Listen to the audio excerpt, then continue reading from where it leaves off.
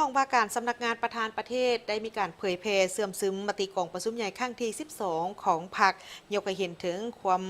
เป็นมาของวันกรรมกรสากลครบรอบ140 ปี และขอแข่งขันหาเป็นเจ้าของกรรมบาลลาว ในวันที่ 18 พฤษภาคม 2026 นี้อยู่ที่ห้องว่าการสำนักงานประธานประเทศ ได้มีการจัดกองประชุมเผยแพร่และเสื่อมซึมเอกสารสำคัญของพรรคพร้อมทั้งระลึกถึงวันสำคัญของสนสั้นกรรมกรภายใต้การเป็นประธานของสหายนางเวียงทองศรีพันดรคณะเลขาธิการศูนย์กลางพรรครองประธานประเทศ แห่งสาธารณรัฐประชาธิปไตยปัตตานีลาว มีเลขารองเลขาคณะพรรคคณะกรมพร้อมด้วยสมาชิกพรรคพนักงานเข้าร่วมสำหรับการเสื่อมซึมเผยแพร่เนื้อในเอกสารสำคัญต่างๆ เป็นต้นกอเมนเนื้อในจิตใจวิสัยทัศน์ทิศทางและคาดหมายสู่สนต่างๆ ของพรรคเพื่อนำไปพันขยายเข้าในการจัดตั้งปฏิบัติเวียกงานตัวจริง ภายในสำนักงานให้ปรากฏผลเป็นจริง และรับผู้เข้าใจบรรดานิติกรรม และคำซี่นำอันสำคัญของศูนย์กลางพรรคเซ็น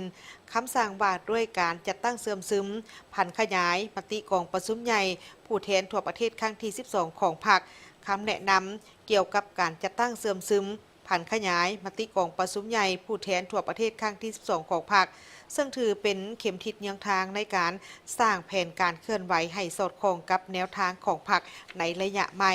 ผู้เข้าร่วมได้ระลึกถึงความเป็นมาของวันกรรมกรสากลเพื่อเป็นการเฉลิมฉลองและระลึกถึงวันสำคัญของชนชั้นกรรมกรโอกาสของการครบรอบ140 ปี นับแต่วันที่ 1 พฤษภาคมของปี 1886 ถึง 1 พฤษภาคม 2026 ที่มีประวัติศาสตร์แห่งการต่อสู้อันพิอาจหาญของชนชั้นกรรมกรในทั่วโลก โดยเฉพาะก็เป็นเหตุการณ์วันที่ 1 พฤษภาคม ปี 1886 ที่เมืองชิคาโกของประเทศอเมริกา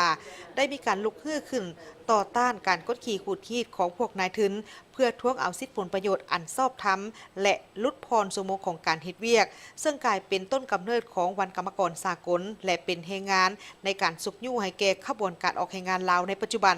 ในโอกาสเดียวกันนี้ก็ได้มีการผ่านข้อตกลง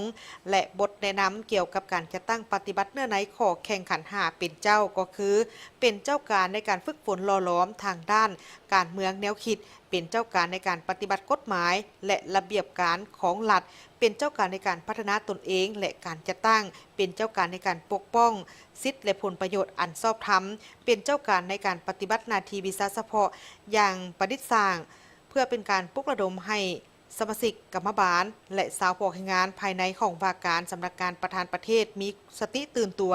สร้างขบวนการในการแข่งขันหักษาและพัฒนาให้ฟดฟื้นติดพันกับเวียกงานวิชาเฉพาะ